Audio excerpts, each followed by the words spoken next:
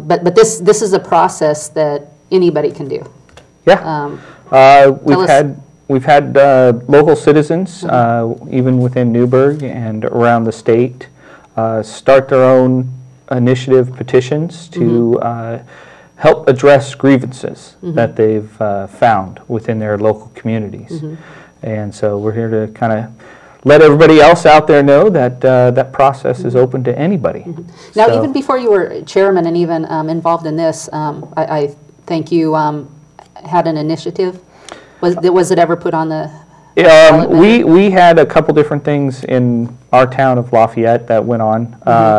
One was a referendum, which is similar to an initiative petition to stop something that was going to be enacted, and then we also had a recall measure. Well, again, that's another type of way to address grievances with the governing body that you're subjected to. So, but overall, if you have an idea that folks want to do one thing or say they're doing something and they're not doing it correctly, you can start an initiative petition to get them to address it. Now, we're going to talk more about this petition later on in the show, but what we're kind of use as kind of a, the casing point is taxpayer-funded abortions, because I think this is going to be an easy ballot to, or initiative to get signatures, because all the conservatives, about 50% will be on that side. And also, most of the liberals I talk to, they don't want to fund it either. I mean, you think about it, there's very few people that are actually willing to reach in their pocket and say, here, have an abortion. If people really want to do that, they can, feel free to save your money and do it. Yep. I think that's true. So, for the folks that have these ideas that they want to get involved with, it's a real simple process for them, whether it be, like you say, a statewide initiative petition, like the one we're going to discuss, or it's just local, to address some grievance, like a code violation type system with housing or whatever may be the process. They can go to the Secretary of State's website. There's a manual up there that they can download. They fill out 3 or 4 forms, and they're able to actually then go out, collect some signatures. It gets on a ballot, and then people in the district get to vote on that initiative, that change. So it's a real powerful tool for folks to use when they want to really get people involved and or call for change in something that's happening. Okay. So. Well, that sounds really easy. So let's kind of go through each step, begin with maybe just a little bit more detail. Okay, you come up with an idea, first of all. Of course, something that you think is important, and you kind of have a feeling that other people do too. This particular one is defunding abortion. How did that start? And then where did it go from there?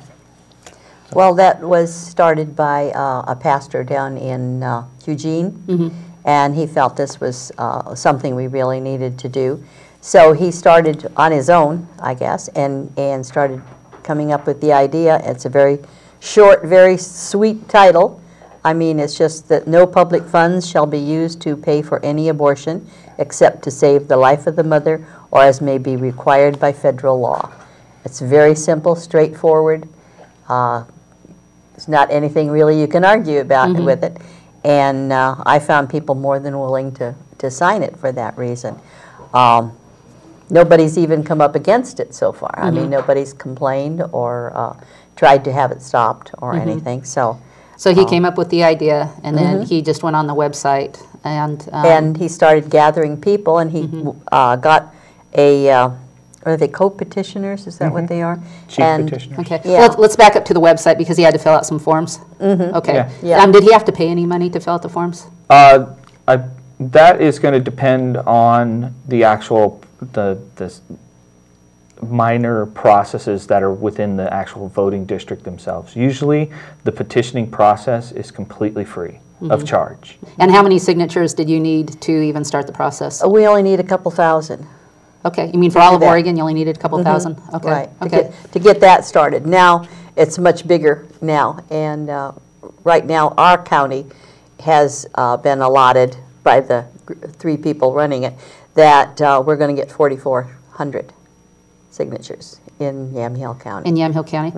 How about, when you're finished with Yamhill County, can you go on to Multnomah County and help? And anybody going through, if they come to a fair or a street corner, wherever we're standing with a petition in our hand, hopefully they'll be saying, oh, well, I live in Portland. I said, that's fine, sign anyway, if you're for it, or, you know, whatever.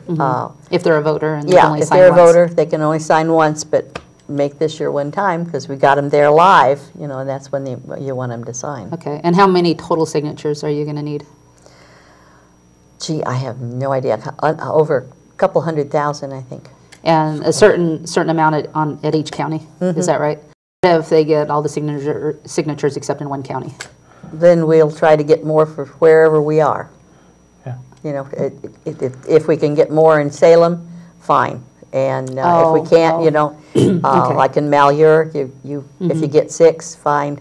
You know? So whoever's in charge of this, the pastor, just assign different counties. Hey, this is what I would like you to reach for. This is what I'd like you to reach for. But basically, it's a state. It's a statewide count, and we're trying to get representatives in each one, and that's part of what I'm helping him with, because I do know people in almost every county that would be interested in helping, and if they don't, they know somebody who would. Yeah. You know, so that's what we're trying to do it that way. Well, there's lots and lots of conservative people in Yamhill County. You know, as we know, there are. You know, thank goodness we live in a great county. So I think that your job isn't going to be real hard. I don't think so. So you gather the signatures and you present them to the Secretary of State at that point? Yep, and they will be verified. Because it's a statewide petition, they'll do what's called sampling of the signatures. There's some rules on how the sampling works and things like that, but that's why, you know, there's a threshold that you have to meet. You have to gather, for an initiative petition, 15% of the voting, of the people that voted in the last general election. So that would take us back to actually 08. So, should say presidential or gubernatorial, depends. And when they gather that 15%, you say, well, we're not going to just stop at 15%, and that's why, you know, you say, oh, we want to gather about 200,000 signatures, because some of those are going to be valid, some are going to be not valid, some are going to be duplicates. So that's why you kind of, you know, shoot for a higher number than you really were required. So you have to have 15% of who voted the last main election. Yeah, last general election. General election. And so, for those, you know, for those things, once they're certified, once those signatures are certified, then it actually will go on the ballot, and everybody in the state will have that opportunity to vote at that point. So, regardless of where they're, you know, all corners of the state. So it'll be kind of similar to like when we saw the initiative or the referendum on 66 and 67. Everybody in the state got a chance to vote on that that process.